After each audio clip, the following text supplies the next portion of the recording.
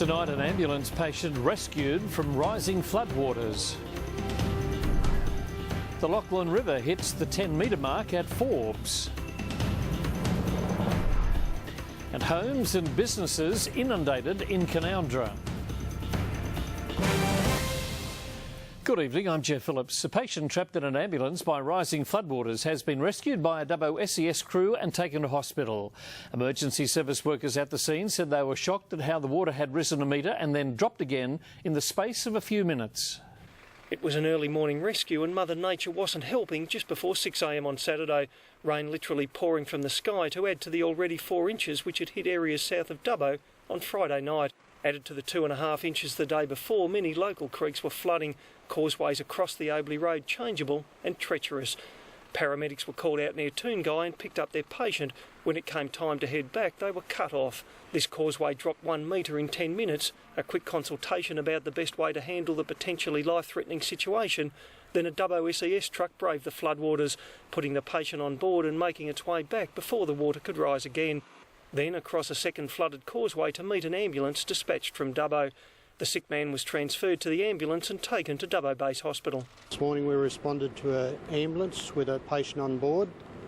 We responded both our rescue vehicles across several flooded causeways. The patient was retrieved with the assistance of the State Emergency Service.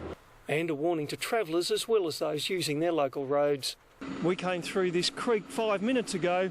It's already gone up 20 centimetres and logs are now blocking the causeway, trapping police and VRA volunteers on the other side.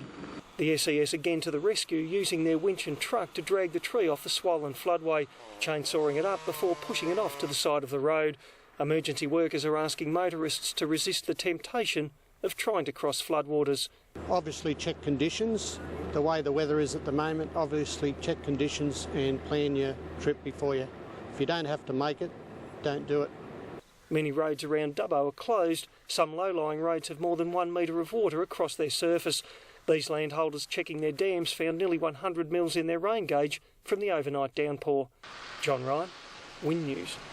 Residents of Forbes are preparing for the worst flooding in decades. Predictions for major flooding have been revised upwards, with forecasters now estimating higher levels later this week than the 1990 floods. Emergency personnel from across New South Wales have been sent to the town to help residents prepare their homes and businesses. An army of volunteers doing what they can to help Forbes prepare for major flooding. People have come from across town and around New South Wales to help. We're trying not to be alarmist. I'm certainly not going to be an alarmist, having gone through floods before. I think everyone in Forbes will be safe. It's a matter of doing what you need to do in order to keep safe. For many, like Bruce Field, today was all about sandbagging. And this time they don't know just where the water's going to go because of different roadworks, etc. Evacuation warnings have been given. Apex Caravan Park on the banks of the Lachlan River is now empty. We've cancelled anyone that's had a booking, we've cancelled them for the rest of the week. The latest prediction is the Lachlan will peak at 10.65 metres on Wednesday night or Thursday morning, causing major flooding. That's a higher level than the 1990 flood, which inundated more than 130 homes. It actually puts the town into like 3 islands. Right, all down through the outskirts of the main street, the back of the main street, and that they all fill up with water. In the main street at Mezzanine, Janine Whitfield's moved her business upstairs. Historic markings here show previous flood levels. It's likely water will inundate her shop in coming days. 1990, there's a flood level and it's a few inches over this floor, so it goes right down into the cellar, and that's what we're worried about. The SES says there'll be evacuations, including some forced evacuations as the water rises. An evacuation centre has been established at Ford House near the hospital, and it's likely a second centre will open in coming days. An emergency operations centre has opened at Town Hall, bringing all emergency services under one roof to coordinate the flood response. Residents are being urged to ensure they're prepared. People remember what happened in 1990? If you got wet feet then, you'll get wet feet now, plus a little bit more.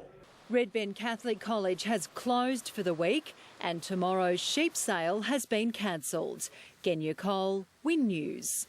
Meanwhile, a number of homes and business owners had a stressful weekend as water inundated parts of Canowindra. The Belubula River peaked at major flood level, eventually cutting the town in two. Peaking at 5.8 metres Saturday morning, Canowindra was cut in half by the Belubula River.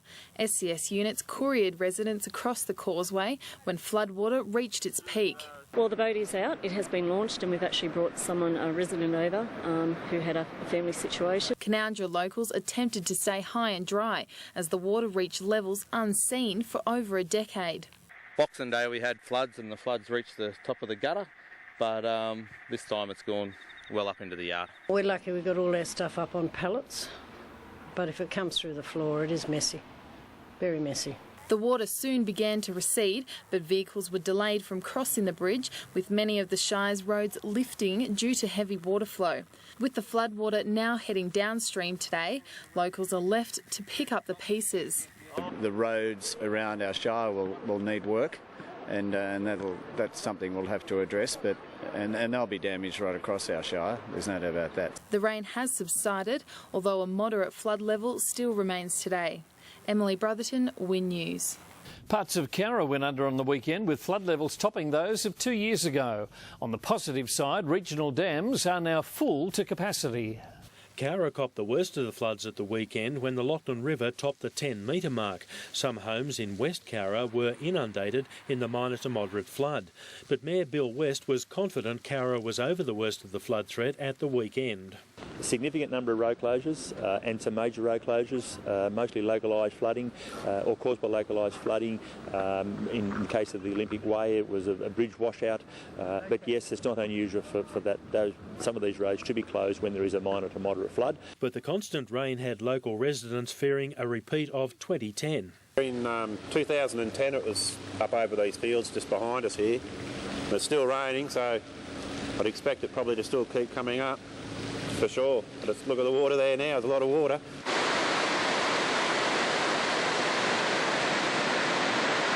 Wyangla Dam was full to overflowing. 15 months ago it was almost dry.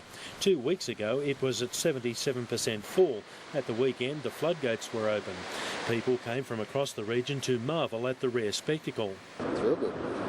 It's good to see a bit of water back around here from the drought from the last few years. It was a similar sight in Orange on Saturday. Heavy rain in the catchment put Suma Park Dam on amber alert level. The dam was full to overflowing, floodwater surging over the spillway, causing problems downstream at Summer Hill. Motorists experienced delays in Bathurst today due to an overnight rise in the Macquarie River. Traffic along the Great Western Highway was again condensed to one lane after 16 millimetres of rain fell in the upper Macquarie catchment. It's expected to fall below minor flood level later tonight. Peter Freestone, Win News.